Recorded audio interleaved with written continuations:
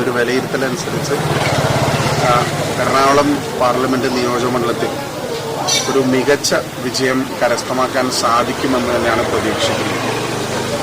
അതിൽ പോളിംഗിന്റെ ശതമാനത്തിലുണ്ടായ ഇടിവ് ഏകദേശം 9% കുറവ് പോളിംഗ് രേഖപ്പെടുത്തിയിട്ടുണ്ടെങ്കിൽ പോലും ഒരു തിളക്കമാർന്ന വിജയമാണ്.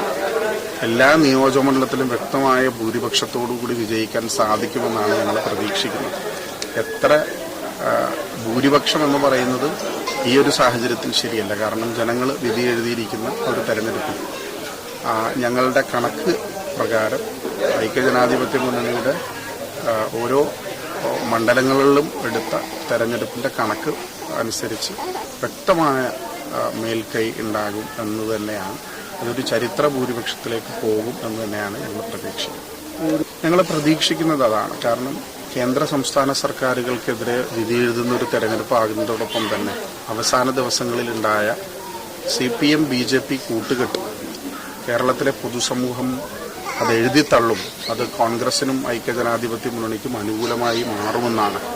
ഏറ്റവും അവസാനം LDFന്റെ കൺവീനർ അടക്കം നടത്തിയ BJP ദേശീയ സെക്രട്ടറിയുമായി നടത്തിയ ചർച്ചകളെല്ലാം അത് ഒരു മതേതര കേരളത്തിന്റെ മതേതര ഭാരതത്തിന് വിരുദ്ധമാണ് എന്ന് മനസ്സിലാക്കി ഞങ്ങൾക്ക് അനുകൂലമായി വോട്ട് ചെയ്യും. രാഷ്ട്രീയപരമായി തന്നെ വലിയ വിജയം കരസ്ഥമാക്കാൻ സാധിക്കുമെന്നാണ് ഞങ്ങൾ കരുതുന്നത്.